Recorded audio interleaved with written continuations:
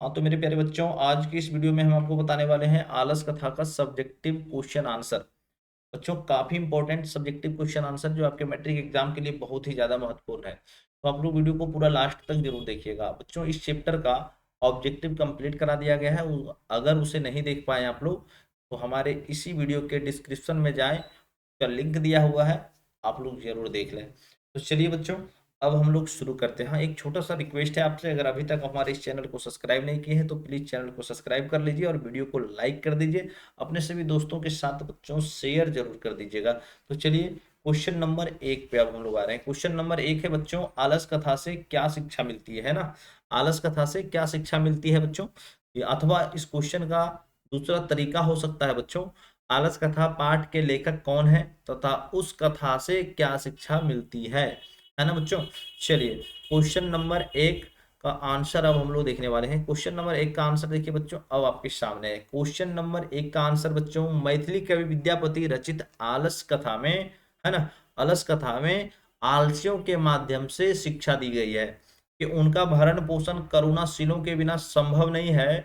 आलसी काम नहीं करते, है ना, आलसी काम नहीं करते, ऐसी स्थिति में कोई दयावान ही उनकी व्यवस्था कर सकता है। तब, है ना, आत्मनिर्भर ना होकर दूसरे पर वे निर्भर हो जाते हैं। आलस एक शत्रु है, उसे त्याग देना चाहिए, है ना बच्चों। ये बच्चों, अगर आलस कथा चैप्टर अगर आप पढ़े बच्चों, आलस कथा का अगर कहानी अगर आप पढ़े हैं तो बच्चों उनसे क्या शिक्षा मिला, है ना, उससे क्या बदलाव हुआ बच्चों, बस सिंपल सा क्वेश्चन है बच्चों। और जो जो चीज आता है देखिए कितना इजी शब्दों में आपके सामने पेश किया गया है बच्चों।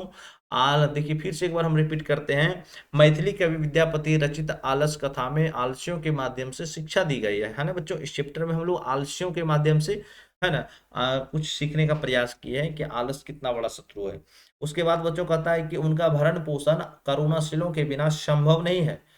आलसी काम नहीं करते, ऐसी स्थिति में कोई दयावान ही उनकी व्यवस्था कर सकता है। एक तो आत्मनिर्भर होकर दूसरे पर वे निर्भर हो जाते हैं, है ना, आत्मनिर्भर ना होकर दूसरे पर वे निर्भर हो जाते हैं, है ना बच्चों। उसके बाद कहता है आलस एक शत्रु है, उसे त्याग देना चाहिए। चलिए क्वेश्चन नंबर 2 बच्चों, क्वेश्चन नंबर 2 में अब हम लोग आ चुके हैं। क्वेश्चन नंबर 2 में कह रहा है बच्चों, आलसशाला के कर्मियों ने आलसियों की परीक्षा क्यों ली। आप लोग फटाफट बच्चों, चाहे तो इसका आंसर एकदम साधारण तरीके से आप अपने शब्दों में भी दे सकते हैं, बट आप चैप्टर को अगर पढ़े होंगे, सुने होंगे कहानी को, तभी ये संभव होता है बच्चों, है ना। आलसशाला के कर्मियों ने आलसियों की परीक्षा क्यों ली। तो देखिए बच्चों, इसका आंसर है, आलसशाला में बहुत सारे बनावटी आलस ग्रहण कर अन्न और वस्त्र प्राप्त करने लगे, जिससे आलसशाला का खर्च बढ़ गया। अधिक व्यय को देखकर, है ना, अधिक व्यय को देखकर वहां के कर्मियों ने आलसियों की परीक्षा ली, है ना। अधिक व्यय को देखकर वहां के कर्मियों ने आलसियों की परीक्षा ली। ये क्वेश्चन नंबर 2 का आंसर हुआ बच्चों। चलिए आगे जो है बच्चों, क्वेश्चन नंबर 3। क्वेश्चन नंबर 3 में देखिए क्या कह रहा है। क्वेश्चन नंबर 3 में बच्चों, आलसशाला के कर्मियों ने आलसियों को आग से कैसे और क्यों निकाला, है ना बच्चों। सभी को पता होगा बच्चों, आलसशाला के कर्मियों ने आलसियों को आग से कैसे और क्यों निकाला, है ना। फटाफट आप लोग सभी लोग कमेंट कीजिए तो, है ना, आलसियों का क्या पकड़कर बाहर निकाला गया। चलिए फटाफट, है ना, आलसियों का क्या पकड़कर बाहर निकाला गया, है ना। चलिए फटाफट सभी लोग कमेंट कीजिए बच्चों। चलिए इस क्वेश्चन का आंसर अब हम देना शुरू कर रहे हैं। कहता है बच्चों, आलसशाला में बनावटी आलस ग्रहण कर लोग अन्न और वस्त्र ग्रहण करने लगे, है ना बच्चों। आलसशाला में बनावटी आलस ग्रहण कर लोग अन्न और वस्त्र ग्रहण करने लगे। तब वहां के कर्मियों ने आलसशाला में आग लगा दिया। वहां लगे आग को देखकर कृत्रिम आलसी भाग गए, मतलब जो धूर्त आलसी थे वो भाग गए, लेकिन चार आलसी, है ना, चार आलसी वहीं सोए रह गए। शोरगुल के बाद भी चारों आलसी सोए अवस्था में बातचीत कर रहे थे। वहां के कर्मियों ने सोचा कि अगर इन्हें नहीं निकाला जाएगा तो ये जल जाएंगे, इसलिए आलसशाला के कर्मियों ने चारों आलसियों को उनके बाल पकड़कर बाहर निकाला, है ना बच्चों। चलिए, उम्मीद करते हैं आप लोगों को समझ में आ गया होगा और बहुत आसानी से आपको याद भी हो जाएगा। अब हम लोग देखने वाले हैं क्वेश्चन नंबर 4। क्वेश्चन नंबर 4 में बच्चों, आलसशाला में आग लगने पर क्या हुआ, है ना बच्चों। आलसशाला में, है ना, आलसशाला में आग लगने पर क्या हुआ। तो बच्चों आंसर है इसका, आलसशाला में आग लगने पर सभी धूर्त आलसी क्या हुए, भाग गए, है ना बच्चों। आलसशाला में आग लगने पर सभी धूर्त, जो बनावटी आलस दिखाकर, है ना, अन्न और वस्त्र ग्रहण करते थे, सारा का सारा धूर्त आलसी भाग गए। 4 आलसी सोए हुए बातें कर रहे थे। 4 आलसी जो है सोए हुए बातें कर रहे थे। फैली आग को देखकर नियोगी, है ना, नियोगी पुरुषों ने चारों आलसियों के बाल पकड़कर खींचते हुए बाहर निकाला, है ना। चलिए, बहुत शानदार तरीके से बच्चों, है ना, एकदम आसान शब्दों में बच्चों, एकदम, ताकि आपको याद करने में जरा सा भी कोई कठिनाई का सामना ना करना पड़े। आप लोग बिल्कुल वीडियो को पूरा लास्ट तक जरूर देखिए। जो लोग वीडियो को लाइक नहीं किए हैं, वीडियो को लाइक कर दिए। जो लोग चैनल को सब्सक्राइब नहीं किए हैं, वो चैनल को सब्सक्राइब जरूर कर लीजिएगा और वीडियो को शेयर जरूर कीजिएगा। चलिए, क्वेश्चन नंबर 5। क्वेश्चन नंबर 5 में बच्चों, है ना, क्वेश्चन नंबर 5 में देखिए, कहता है मिथिला राज्य का मंत्री कौन था। मिथिला राज्य का मंत्री कौन था, उन्होंने कृत्रिम आलसी की परीक्षा कैसे ली, तथा, है ना, है ना, अग्नि लग्न को, यानी आग जब लगा, अग्नि लग्न को देखकर कितने आलसी बच गए, है ना। तो देखिए आंसर है बच्चों, कहता है मिथिला का मंत्री बृहस्पति था। सबसे पहला जो क्वेश्चन यही था ना बच्चों, मिथिला का मंत्री, है ना, मिथिला राज्य का मंत्री कौन था। तो मिथिला का मंत्री बृहस्पति था। उन्होंने घर में आग लगाकर कृत्रिम आलसियों की परीक्षा ली। उन्होंने घर में आग लगाकर कृत्रिम आलसी की परीक्षा ली, है ना। अग्नि लग्न देखकर 4 आलसी बच गए, है ना। 4 आलसी बच गए, है ना। यानी आग लगा देख कर भी जो है 4 आलसी वहां से नहीं भागे। चलिए, आगे जो है बच्चों क्वेश्चन नंबर 6 में बच्चों, क्वेश्चन नंबर 6 में कहता है विद्यापति कौन थे, उन्होंने किस ग्रंथ की रचना की, है ना, पठित पाठ के आधार पर लिखें। तो देखिए बच्चों, विद्यापति कौन थे, उन्होंने किस ग्रंथ की रचना की, पठित पाठ के आधार पर लिखे। क्वेश्चन को पहले समझिए अच्छी तरीके से, है ना। तो बच्चों इस क्वेश्चन का आंसर है आपके सामने। कहता है बच्चों, विद्यापति एक महान मैथिली कवि एवं लेखक थे, है ना। विद्यापति एक महान मैथिली कवि एवं लेखक थे। इन्होंने पुरुष परीक्षा नामक ग्रंथ की रचना की। संस्कृत भाषा में लिखित पुरुष परीक्षा में, कहता है, कथा रूप में अनेक मानवीय गुणों के महत्व का वर्णन है तथा दोष के निराकरण के लिए शिक्षा दी गई है। विद्यापति लोकप्रिय मैथिली कवि थे। ये संस्कृत ग्रंथों के रचयिता भी थे। इनकी ख्याति मैथिली विषयों के साथ साथ संस्कृत विषयों में अत्यधिक थी। ये क्वेश्चन नंबर 6 का आंसर हुआ बच्चों, है ना। क्वेश्चन नंबर 6 का आंसर हुआ। चलिए, क्वेश्चन नंबर 7 का अब हम लोग देखने वाले हैं। क्वेश्चन नंबर 7 में बच्चों क्या कह रहा है, ध्यान से देखें सभी लोग। क्वेश्चन नंबर 7 में बच्चों कहता है विद्यापति कौन थे, उन्होंने किस ग्रंथ की रचना की, पठित पाठ के आधार पर लिखें। तो देखिए बच्चों, क्वेश्चन नंबर 7 में, है ना, क्वेश्चन नंबर 7 बच्चों सेम क्वेश्चन आ गया आपके सामने, है ना। क्वेश्चन नंबर सेम आ गया है। 6 और 7 बच्चों क्वेश्चन नंबर सेम है ना। चलिए, अब हम लोग क्वेश्चन नंबर 8 को देख लेते हैं। क्वेश्चन नंबर 8 में देखिए बच्चों कह रहा है आलस कथा का क्या संदेश है। आलस कथा का क्या संदेश है। थोड़ा सा इसे हम एक साथ कर दें बच्चों, है ना, एक साथ कर दें ताकि आपको भी दिक्कत ना हो। चलिए, आलस कथा का क्या संदेश है ना बच्चों। आलस कथा का क्या संदेश है। क्वेश्चन नंबर 8 का आंसर देखिए बच्चों, अथवा क्वेश्चन पूछने का तरीका बच्चों ये हो सकता है, आलस कथा पाठ में किस पर चर्चा की गई है। आलस कथा पाठ में किस पर चर्चा की गई है। तो बच्चों देखिए, आलस कथा का संदेश है आलस कथा का संदेश है कि आलस्य एक महान रोग है ना। आलस एक क्या है, महान रोग है। जीवन में विकास के लिए व्यक्ति का कर्मठ होना अति आवश्यक है ना। जीवन में विकास के लिए बच्चों व्यक्ति का कर्मठ होना अति आवश्यक है, यानी है ना, अत्यधिक कह सकते हैं, या अत्यावश्यक है। आलस्य शरीर में रहने वाला महान शत्रु है। आलस्य जो है शरीर में रहने वाला महान शत्रु है, जिससे अपना परिवार का और समाज का विनाश अवश्य ही होता है। ये क्वेश्चन नंबर 8 का आंसर हुआ बच्चों। क्वेश्चन नंबर 9 देख लेते हैं। क्वेश्चन नंबर 9 में बच्चों, क्वेश्चन नंबर 9 में कहता है किनकी क्या क्या गलतियां हैं, पठित पाठ के आधार पर स्पष्ट करें। तो देखिए बच्चों, है ना, यहाँ जो है बच्चों कह रहा है गति को, है ना, इनकी क्या क्या गलतियां नहीं बच्चों, गतियां है, सॉरी, किनकी क्या क्या गतियां हैं, पठित पाठ के आधार पर स्पष्ट करें। तो बच्चों इसका आंसर है गति को यहाँ विशेष रूप से विश्लेषित किया गया है ना। गति को जो है बच्चों इस चैप्टर में विशेष रूप से जो है ना विश्लेषित किया गया है, उस पर बहुत विशेष ढंग से चर्चा किया गया है।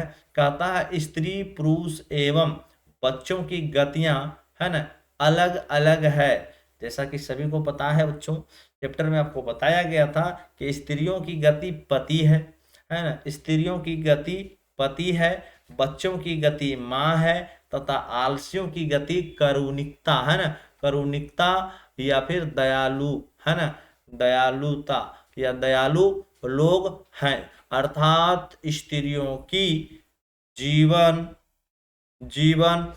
भंगिमा उसके पति पर निर्भर करती है, बच्चों की जीवन वृत्ति उसकी माँ होती है, आलसियों की जीवन वृत्ति दयालुओं पर ही निर्भर होती है। अगर बच्चों वहां दया नहीं आता तो चारों आलसी शायद से जल जाते, है ना। तो वहां दया के कारण ही चारों आलसियों को, दया तो आया लेकिन साथ में गुस्सा भी आया था, वो चारों आलसियों को, है ना, बाल पकड़कर बाहर कर दिया गया ताकि जले ना, है ना। चलिए बच्चों क्वेश्चन नंबर 10, क्वेश्चन नंबर 10 में बच्चों, क्वेश्चन नंबर 10 देखिए क्या कह रहा है। क्वेश्चन नंबर 10 में बच्चों आलस कथा पाठ का 5 वाक्यों में परिचय दें। आलस कथा पाठ का जो है बच्चों, आलस कथा पाठ का 5 वाक्यों में परिचय दें। तो आंसर बच्चों, है ना, यह पाठ विद्यापति द्वारा रचित पुरुष परीक्षा नामक कथा ग्रंथ से संकलित एक उपदेशात्मक लघु कथा है।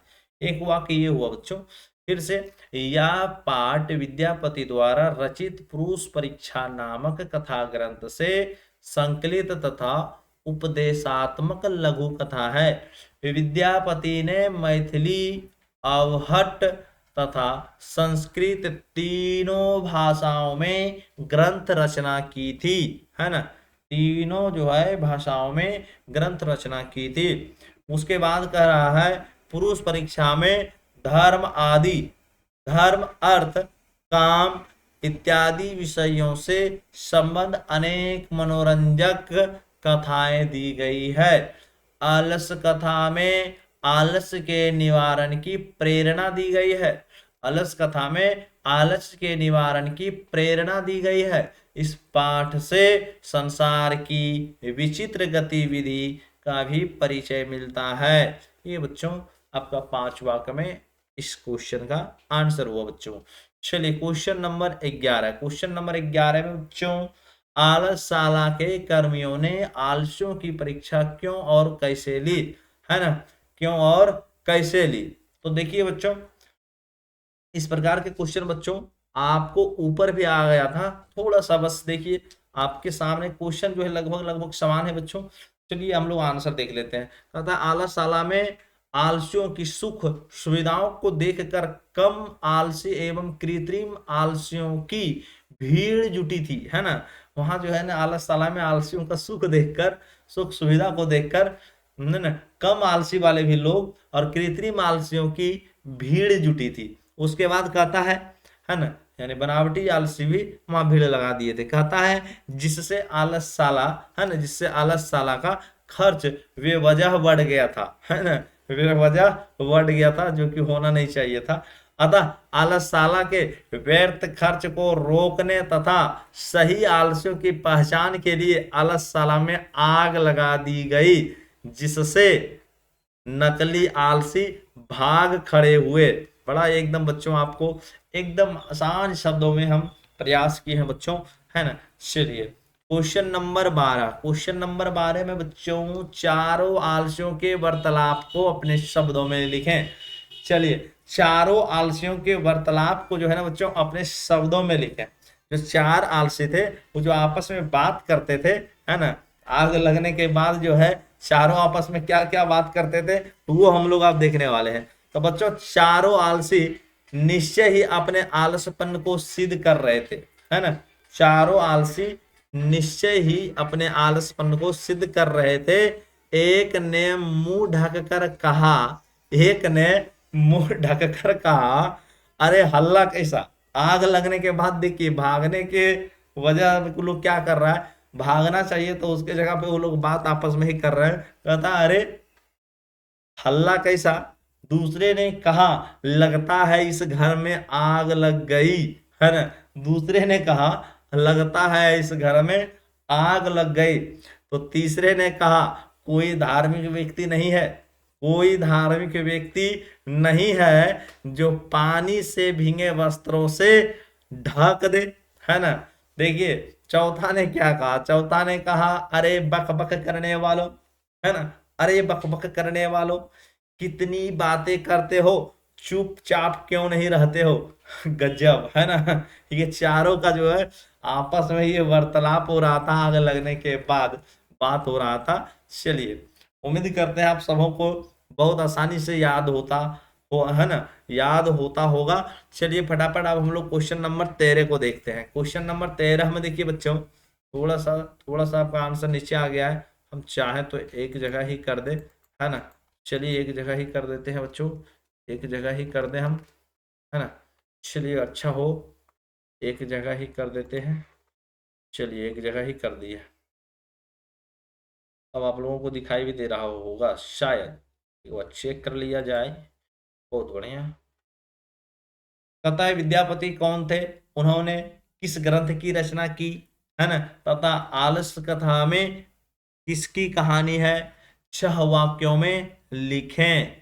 चलिए शुरू करते हैं आंसर बच्चों। विद्यापति एक महान कवि एवं लेखक थे, है ना, विद्यापति एक महान कवि एवं लेखक थे। इन्होंने पुरुष परीक्षा नामक ग्रंथ की रचना की, इन्होंने पुरुष परीक्षा नामक ग्रंथ की रचना की। संस्कृत भाषा में लिखित पुरुष परीक्षा में कथा रूप में अनेक मानवीय गुणों के महत्व का वर्णन है। दोष के निराकरण के लिए शिक्षा दी गई है, दोष के निराकरण के लिए शिक्षा दी गई है। विद्यापति एक लोकप्रिय मैथिली कवि थे, विद्यापति एक लोकप्रिय मैथिली कवि थे। ये संस्कृत ग्रंथों के रचिता थे, है ना। वाक्य आपको गिनना है बच्चों, 6 वाक्य में बोला गया है ये संस्कृत ग्रंथों के रचिता थे, है ना, रचिता थे। उसके बाद बच्चों उनकी ख्याति संस्कृत विषयों में अत्यधिक थी, उनकी ख्याति संस्कृत विषयों में अत्यधिक थी। चलिए बच्चों ये क्वेश्चन नंबर 13 का आंसर हुआ। क्वेश्चन नंबर 14 हम लोग देख लेते हैं बच्चों। क्वेश्चन नंबर 14 में कहता है चारों आलसी पुरुष आग से किस प्रकार बचना चाहते थे, चारों आलसी पुरुष आग से किस प्रकार बचना चाहते थे। अथवा बच्चों आलस कथा पाठ के आधार पर बताइए कि आलसी पुरुषों को किसने और क्यों निकाला, है ना। तो आंसर है बच्चों आपके सामने, कहता है चारों आलसी पुरुष आग लगने पर भी घर से नहीं भागे, है ना। चारों आलसी पुरुष आग लगने पर भी घर से नहीं भागे। शोरगुल सुनकर वे जान गए थे कि घर में आग लगी हुई है। वे चाहते थे कि कोई धार्मिक एवं दयालु व्यक्ति आकर हमारे ऊपर भीगे हुए वस्त्र या कंबल डाल दे, जिससे आग बुझ जाए और वे लोग बच जाए। चूंकि आलसी व्यक्ति आग से बचने के लिए भी नहीं भाग सके, इसलिए नियोगी पुरुष ने उनकी प्राण रक्षा के लिए उन्होंने घर से बाहर निकाला या बाहर उन्हें घर से बाहर किया।